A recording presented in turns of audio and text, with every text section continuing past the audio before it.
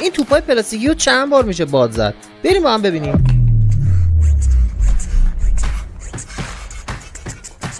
« 25 بار باد زدم اینجوری شد.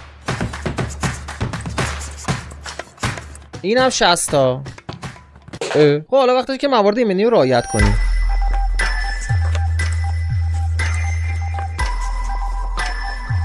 100 بار باده زدم، خیلی خوب مونده.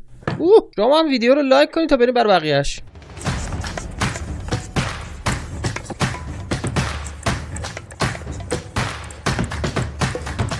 خیلی ترسناک شده.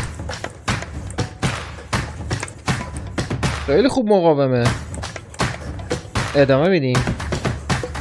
240 تا 250 تا فکر کنم دیگه بهتره که.